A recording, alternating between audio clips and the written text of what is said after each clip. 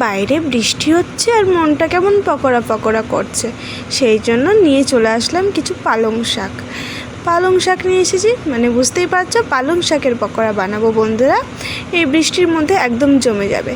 নমস্কার বন্ধুরা, সবাই কেমন আছো? আশা করছি সবাই ভালো আছো। আমি রিঙ্কি, সবাইকে রাধে রাধে। আবারও একটি নতুন ভিডিও নিয়ে তোমাদের সামনে হাজির হয়ে গেলাম। পুরো ভিডিওটা দেখতে থাকো বন্ধুরা, কেউ কিন্তু স্কিপ করবে না।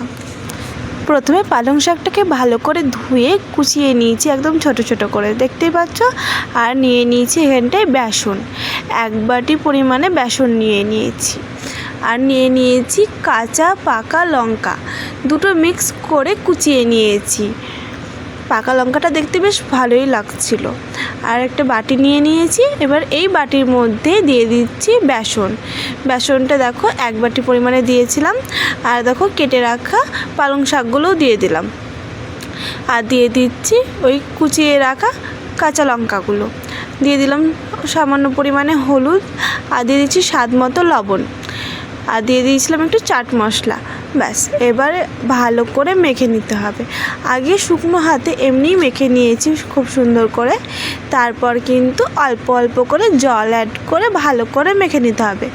খুব বেশি জলের প্রয়োজন নেই, বেশি জল লাগবে না, অল্প জল দিলেই কিন্তু হয়ে যাবে। এই যে এতটা জল দেখছো, ভেবো না যেন এতটা জল দিয়েছি, অল্প পরিমাণে জল দিয়ে খুব সুন্দর করে মেখে নিতে হবে। ভালো করে দলে দিচ্ছিলাম আমি, খুব সুন্দরভাবে কিন্তু ফেটিয়ে নিয়েছি। দেখো বুঝতে পারছো ভালো করে মাখা হয়ে গেছে। আর ঘনত্বটা কেমন দেখে বুঝতে পারছো বন্ধুরা, পাতলা করলে কিন্তু হবে না, বেশ এরকম ঘনত্ব করে রাখতে হবে।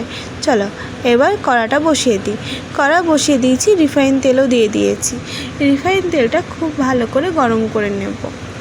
খুব সুন্দর করে গরম হয়ে যাওয়ার পর কিন্তু গ্যাসের ফ্লেমটা স্লো রেখে দেখো একে একে দিয়ে দিচ্ছি ছোট ছোট করে। দেখো সাইজটা তোমরা চাইলে আর একটু ছোটও করতে পারো, বড়ও করতে পারো।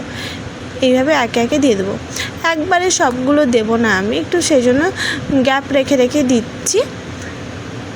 দেখো ব্যাস, এইগুলো আগে ভেজে নেব, তারপর কিন্তু আবারও যেটা আছে একইভাবে ভেজে নিতে হবে। গ্যাসের ফ্লেমটা স্লো রাখবে বন্ধুরা, নইলে কিন্তু পকোড়ার ওপরটা ভাজা হয়ে যাবে কিন্তু ভেতরটা ভাজা হবে না। তো উল্টে পাল্টে ভালো করে লাল লাল করে বেশ ভেজে নিতে হবে। একদম লাল লাল মুচমুচে হবে, তবেই না খেতে ভালো লাগবে বলো বন্ধুরা। আর এই বৃষ্টির ওয়েদার, একটুখানি পকোড়া আর একটু চা, ব্যাস জমে ক্ষীর। সন্ধেবেলা বলো আর সকালবেলায় বলো না কেন। দেখেছো উল্টে পাল্টে নিচ্ছি ভালো করে উল্টে পাল্টে নিয়ে কিন্তু ভেজে নিতে হবে।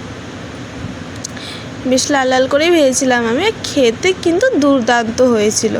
এইভাবে বানালে বেশ জমেই যায়, একদম শীতের দিন বলো বা বৃষ্টির দিনেই বলো।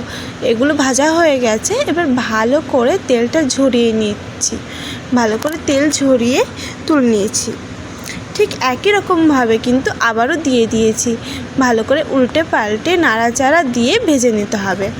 যে পিঠটা হয়ে গেছে সেদিকগুলো আমি উল্টে দিচ্ছিলাম ভালো করে।